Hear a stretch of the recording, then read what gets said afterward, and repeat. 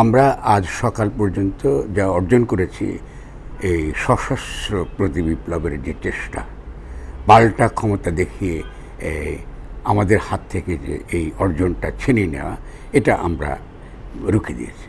তবে সবচেয়ে বিস্ময়কর যে আমাদের যে বৈপ্লবিক চেতনা, আমাদের যে তরুণদের মধ্যে যে বৈপ্লবিক চেতনা, তাদের যে স্পৃহা লড়বার, তারা খুব অল্প সময়ের মধ্যে কিন্তু এই 15 তারিখ থেকে 21 তারিখ পর্যন্ত এই যে বিপজ্জনক সময়টা, এই সময়টাকে তারা রুখে দেবার জন্য নিজেরা সংগঠিত হয়েছে এবং তারা বিভিন্ন জায়গায় তারা পাহারা দিচ্ছে যেন কোনোভাবে আমাদের এখানে কোনো সশস্ত্র বা কোনো সহিংসভাবে এখানে কোনো বিশৃঙ্খলা সৃষ্টি করা না যায়। ফলে আমি আপনাদের সকলকে অভিনন্দন, আপনারা যারা এখন মাঠে রয়েছে। এখন আমরা যেই বিষয়টা আমরা আলোচনা করব সেটা হলো এই যে প্রতিবিপ্লবটা নানানভাবে ঘটে এবং সে নানানভাবে ঘটবার একটা প্রধান পদ্ধতি হচ্ছে যে বল প্রয়োগের দ্বারা এটাকে রুখে দেওয়া। একটা যে বল প্রয়োগের দ্বারা আমরা এটাকে রুখে দিচ্ছি। কিন্তু আরেকটা প্রতিবিপ্লবী ধারা গড়তে থাকে, সেটা হচ্ছে সাংবিধানিকভাবে আইনের মাধ্যমে, কেমন, অথবা আরেকটা হতে পারে ভূ রাজনৈতিক ক্ষমতার বিভিন্ন ভারসাম্যের দ্বারা। নানান দিক থেকে কিন্তু প্রতিবিপ্লবের ঘটনাগুলো আপনার ঘটতে থাকে। ফলে প্রত্যেকটা ব্যাপার সম্পর্কে আমাদের অত্যন্ত সচেতন হতে হবে। আমরা বারবার বলেছি যে এই সাংবিধানিকভাবে প্রতিবিপ্লবের চেষ্টা নস্যাৎ করার শ্রেষ্ঠ উপায় হচ্ছে জনগণের সার্বভৌম অভিপ্রায়ের প্রতিনিধি হিসেবে ডক্টর ইউনূসকে প্রেসিডেন্ট হিসেবে ঘোষণা দেওয়া। ঠিক আছে, ওকে। তো আমরা দেখতে পাচ্ছি যে কিন্তু আমরা পাল্টা যে প্রক্রিয়াটা দেখতে পাচ্ছি, যেটাতে আমরা একমত নই। আমরা খুব পরিষ্কার বলতে চাই, এখনকার যে পাল্টা যে চেষ্টা তারা অনেকে করছেন, এটা অত্যন্ত বিপজ্জনক পথ, অত্যন্ত পিচ্ছিল একটা পথ। এই পথটা সঠিক পথ বলে আমরা মনে করি না। ফলে আমরা রেকর্ড ভবিষ্যতের জন্য যেন আমরা শিখতে পারি, তার জন্য আমরা কিছু কথা এখানে আমরা বলব। কী হয়েছে খেয়াল করুন।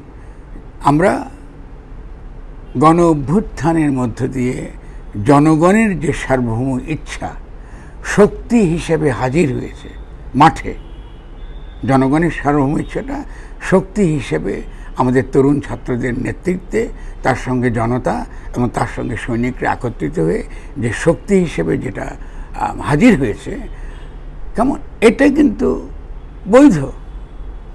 তার আর কোনো বৈধতা লাগে না। ঠিক আছে, তার আর কোথাও কিন্তু বৈধতা চাওয়াতে কোনো প্রয়োজন নেই। কারণ সংবিধানের ভিত্তি জনগণের সার্বভৌম ইচ্ছা। তার মনের মধ্যে যে অভিপ্রায় জনগণ প্রদর্শন করেছে, এটা কি বলে গঠনতন্ত্র বা সংবিধান বা আইন। আইন কিন্তু সমাজে সবসময় থাকে। ফলে এবার আইনটা আমরা দেখলাম জনগণের ক্ষমতার মধ্যে দিয়ে প্রকাশিত হয়েছে। তারা কি চায়? তারা চায় পুরনো ফ্যাসিস্ট রাষ্ট্রকে উৎখাত করা, পুরনো ফ্যাসিস্ট রাষ্ট্রের সংবিধান বদলিয়ে নতুন একটা গঠনতন্ত্র প্রণয়ন করা। খেয়াল করবেন, এটা কিন্তু জনগণের অভিপ্রায় খুব পরিষ্কার যে আমরা নতুনভাবে বাংলাদেশ গড়তে চাই।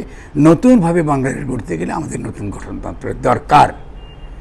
তাহলে প্রতিবিপ্লব মানে এই যে জনগণের সার্বভৌম ইচ্ছাটা হাজির হয়েছে তাকে নস্যাৎ করে দেয়। খুব সহজ কথা। তো তাকে কীভাবে নস্যাৎ করা হলো? আপনি পুরো বিপ্লবকে নিয়ে আপনি ঢুকিয়ে ফেলেন বাংলাদেশের সংবিধানের অধীনে।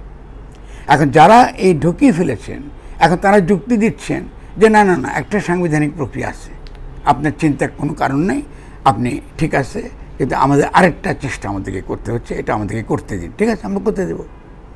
কিন্তু তারা কিন্তু কোনো সেই ব্যাখ্যাটা আমাদেরকে পাবলিকলি করছেন না, যেটা বিপজ্জনক। এটা কিন্তু এক ধরনের লুকাচ্ছেন জনগণের কাছে। তাদেরকে এসে ব্যাখ্যা করতে হবে যে আদালতের যে পদ্ধতিতে, সাংবিধানিক যে পদ্ধতিতে তারা চেষ্টা করছেন এই সরকারকে বৈধ প্রমাণ করতে, তারা কিন্তু কোনো, ইতিমধ্যে তাদের উচিত ছিল একটা বিতর্ক তৈরি করা, একটা তর্ক আলাপ আলোচনা তৈরি করা ছাত্রদের সঙ্গে, যে জনগণ রাস্তায় জীবন দিচ্ছে এই বিপ্লবকে রক্ষা করার জন্য, তাদের সঙ্গে কিন্তু একটা কথা বলা যায়, জনগণ পরিষ্কার থাকতো যে আমরা কোন পথে আমরা এগোই। এটা কিন্তু হয়নি। এটা কিন্তু আমি বারবার বলা সত্যটা হয়নি। এখন তারা কি বলছেন, আমার সেই দিকে যায়, তারা কি করে এটাকে সমাধান করতে চাইবেন। তারা বলছেন যে 8ই অগস্টের কথা খেয়াল করুন। 8ই অগস্টে আপনার তারা কি করলেন, তারা উপদেষ্টাদের শপথ পড়লেন। তো শপথ পড়ানোর আগে তারা শেখ হাসিনার, যিনি প্রেসিডেন্ট, সাংবিধানিকভাবে শেখ হাসিনার গঠনতন্ত্র দ্বারা তার অধীনে যিনি প্রেসিডেন্ট, তাকে বৈধতা প্রশ্নে তাকে নিশ্চিত করতে হয়েছে। তার মানে প্রেসিডেন্ট, খেয়াল করুন, তিনি আদালতে, উচ্চ আদালতে তিনি জানতে চেয়েছেন যে এই সরকারকে বৈধতা দেবার পথ কি, মানে তারা যদি শপথ গ্রহণ করেন তার কাছে এটাকে বৈধ হবে কিনা। এখন তারা বলছেন যে, যেটা আমি কাগজে পড়েছি, কারণ তারা তো কেউ আমাদেরকে ব্যাখ্যা দেননি, আমরা কাগজে পড়েছি, সেটা হচ্ছে তারা বলেছেন যে এখন যে সংকট তৈরি হয়েছে তাদের কাছে সংকটটা কিন্তু সাংবিধানিক সংকট, আমাদের কাছে কিন্তু কোনো সাংবিধানিক সংকট নেই। এটা কিন্তু ভালো করে বুঝতে হবে। গণ অভিপ্রায় যখন ব্যক্ত হয় এটা কিন্তু সংবিধান মেনে চলে না, সংবিধান ফেলে দিলে কিন্তু এটা কোনো সাংবিধানিক সংকট না। ঠিক আছে, আমাদের কি শেখ হাসিনার সংবিধান মেনে মেনে আমরা এই গণ অভ্যুত্থান করেছি নাকি? তো এই সংবিধান মানতে হবে কেন আমাদের? কিন্তু তারা কিন্তু সংবিধানে ঢোকালেন। তো এখন তারা বলছেন যে এই যে সংকট তৈরি হয়েছে, সাংবিধানিক সংকট, এটা থেকে নাকি উত্তরণের আর কোনো পথ নেই। এটা খুব বিতর্কিত প্রশ্ন। ঠিক আছে, এটা হতে পারে যে আমরা একটা ভিন্ন একটা কৌশল অবলম্বন করতে চাইছি, দেখা যাক আমরা হয়তো আমরা এই পরিস্থিতিটা আমরা অতিক্রম করতে পারি। কিন্তু যদি না পারেন তো ফলে এটা আমাদের কোনো সাংবিধানিক, প্রথমটা আমাদের জানতে হবে আমাদের কোনোই সাংবিধানিক সংকট ছিল না। প্রেসিডেন্টের কাছে শপথ গ্রহণ করার আগে বাংলাদেশে কোনো প্রকার সাংবিধানিক সংকট ছিল না। এটা টোটাল ননসেন্স। ওকে, এখন 2 নম্বরটি তারা বলছে ঠিক আছে, তারা বলছে আছে, এটা সাংবিধানিকভাবে এটা তার সমাধান করতে চান। তো তারা কী করে করবেন, এটা কেন, কিসের ভিত্তিতে তারা যুক্তি দিচ্ছেন? তারা বলছেন যে এটা আমরা বাংলাদেশের সংবিধানের 106 নম্বর যে অনুচ্ছেদ, সে অনুচ্ছেদ অনুযায়ী তারা এই মতামত দিয়েছেন। অনুচ্ছেদটা কি? 106 নম্বর অনুচ্ছেদ। আমি একটু পরে পড়ে আপনাদের শোনাচ্ছি তার মধ্যে কী আছে। ফলে এই অনুচ্ছেদ অনুযায়ী প্রেসিডেন্ট সুপ্রিম কোর্টের কাছে মত চেয়েছে, আদালত মত দিয়েছে যে এই সংকট উত্তরণের একমাত্র পথ হলো যে শেখ হাসিনার সংবিধানের অধীনে যে প্রেসিডেন্ট রয়েছেন তার কাছে শপথ গ্রহণ করা। এটা তারা বলেছেন। এবং এটার ভিত্তিটা কি? এটা হলো 106 নম্বর অনুচ্ছেদ। তার মানে হাসিনার সংবিধানে তারা অনুসরণ করছেন। 106 নম্বর অনুচ্ছেদ অনুযায়ী তারা শপথ গ্রহণ করেছে। তার মানে এই এখনকার যে সরকার, এরা কিন্তু আসলে শেখ হাসিনার সরকার, কারণ তার সংবিধানে তারা কিন্তু শপথ গ্রহণ করেছে। এটা কিন্তু অপমান করা হলো গণ অভ্যুত্থানকে। আচ্ছা ঠিক আছে, আমরা 106 নম্বরে কী আছে আমি মেনে নিলাম। এটা একটা সংকটময় মুহূর্ত, রাজনৈতিক সংকট অত্যন্ত তীব্র। এই সংকটের মধ্যে আমাদের অনেক কৌশলী হতে হবে, আমাদের ইনোভেটিভ হতে হবে। ফলে আমরা এটা মেনে নিলাম। ধরা যাক এবার আমরা দেখি 106 নম্বর অনুচ্ছেদে কী আছে। প্রথমত মনে রাখতে হবে যে অন্তর্বর্তী সরকার নামক কোনো বিধান শেখ হাসিনার সংবিধানে নেই। ঠিক আছে, তার মানে যেহেতু এটা সংবিধানে নাই, এই ধরনের সরকার আসলে কিন্তু অবৈধ। এটা আপনি কিন্তু গঠন করতে পারবেন না। যেখানে সংবিধানে নেই আপনি কোথায় পেয়েছেন অন্তর্বর্তী সরকার? নাই তো, এরকম কোনো কনসেপ্ট। কিন্তু তারা বলছেন, বিচারপতিরা বলছেন যে এটা 106 দ্বারা নাকি এটাকে বৈধ করা যায়। এটা ঠিক আছে, আমরা 106 নম্বর পড়ি। এখানে লেখা আছে, আমি পড়ছি সংবিধান থেকে আপনার জন্য পড়ছি। যদি কোনো সময় রাষ্ট্রপতির নিকট প্রতীয়মান হয় যে আইনের এইরূপ কোনো প্রশ্ন উত্থাপিত হয়েছে বা উত্থাপনের সম্ভাবনা দেখা দিয়েছে যাহা এমন ধরনের ও এমন জনগুরুত্ব সম্পন্ন যে সেই সম্পর্কে সুপ্রিম কোর্টের মতামত গ্রহণ করা প্রয়োজন, তাহলে তিনি প্রশ্নটি আপিল বিভাগের বিবেচনার জন্য প্রেরণ করিতে পারিবেন এবং উক্ত বিভাগ স্বীয় বিবেচনায় উপযুক্ত শুনানির পর প্রশ্নটি সম্পর্কে রাষ্ট্রপতিকে স্বীয় মতামত জ্ঞাপন করিতে পারিবেন। ঠিক আছে, মানে এখন কিন্তু আর সংবিধানের কথা বলছে না। ঠিক আছে, আপনি অন্তর্বর্তী সরকারটাই বৈধ কিনা, ধারণাটাই বৈধ কিনা, এটাই কিন্তু তর্কের বিষয়। শপথ গ্রহণটা বিপজ্জনক। যদি এটা বৈধ না হয় তাহলে আপনি শুধুমাত্র সুপ্রিম কোর্টের মতামতের ভিত্তিতে তারা বৈধ হয়ে গেল। এই যে জনগণের জীবন দিল, তারা রক্ত দিল, তারা মরল, তারা দিনের পর দিন রাস্তায় লড়াই করলো, তাদের লড়াই, তাদের ক্ষমতা মাঠ রক্ষা করা, শেখ হাসিনাকে দেশ থেকে তাড়িয়ে দেওয়া, এটা কোনো মূল্য না। একটা কিছু কাগজে মূল্য আছে, এই কাগজটা মূল্যবান।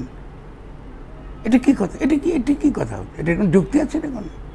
ঠিক আছে, আপনি বললেন যে এটা আপনি এটা বৈধ করছেন, তারপর আমি শপথ গ্রহণ করলেন।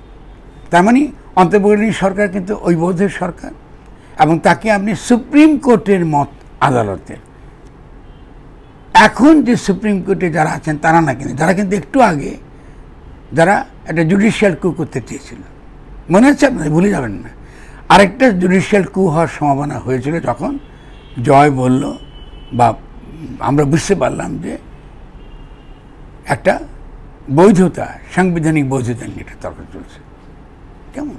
তো তার ভিত্তিতে তিনি এই যুক্তিটা আমাদেরকে বলা হচ্ছে, আসতেছে থেকে জনগণের কাছ থেকে না, এর চেয়ে বড় প্রহসন আর কিচ্ছু হতে পারে না। আসছে শেখ হাসিনার দ্বারা যে সকল বিচারকরা নিযুক্ত, যারা দিনের পর দিন আমাদেরকে এমন সব বিচার দিয়েছেন, তারপরে রাষ্ট্র আজকে যেমন জরাজীর্ণ অবস্থায় গিয়ে পৌঁছেছে, তারা রিমান্ডে দিয়েছেন বিভিন্ন মুহূর্তে, তারা কখনো সুবিচার করেননি। এই ধরনের বিচারকরা এসে বলছে যে না, আমরা নাকি এই শেখ হাসিনার সংবিধান দ্বারাটাকে বৈধ করতে পারবো। তো ঠিক আছে, আপনারা এই কাজটা করেছেন, এটা আমি বারবার বলেছি, এটা ছিল জনগণকে অপমান করা। এত বড় অপমান পৃথিবীতে আর কি করতে পারে না। এই অপমানটা আমি মনে করি যে এটা আগামী দিনে এর জন্য চরম মূল্য আমাদেরকে দিতে হতে পারে। আচ্ছা, এবার যান 106 অনুচ্ছেদের পরে যদি আপনাকে বৈধ করেন, তো এরপরে প্রক্রিয়াটা কি হবে? এরপরে প্রক্রিয়াটা কি হবে? প্রক্রিয়াটা একমাত্র হতে পারে ওই পুরনো কায়দায়। পুরনো কায়দাটা কী ছিল? যে একটা পুরনো কায়দাটা কী ছিল? পুরনো কায়দাটা ছিল মানে, তার মানে যেমন ধরুন আজকে এর আগে এরশাদ সাহেব কী করে সামরিক অভ্যুত্থান করে আবার নিজেকে বৈধ করেছিলেন, বা এর আগে বিভিন্ন যে অভ্যুত্থান হয়েছে এটা কী করে বৈধ করা হয়েছে? বৈধ করা হয়েছে যে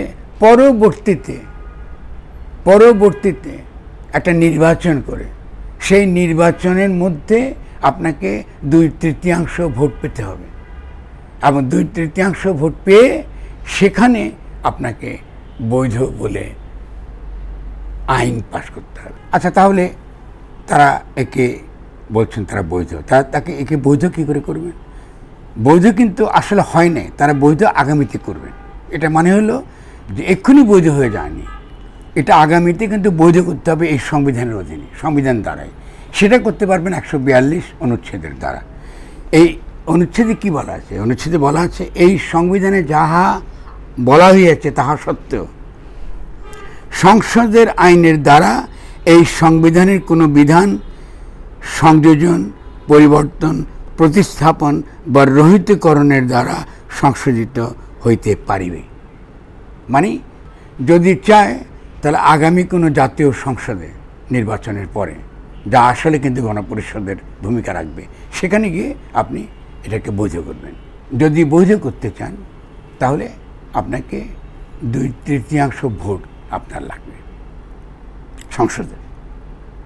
তারা দেখুন কত জটিল পথে আপনি যাচ্ছেন, এবং এই পদ্ধতিটাও কিন্তু অত্যন্ত ঝুঁকিপূর্ণ, এবং এই পদ্ধতিটার কোনো যুক্তি নেই।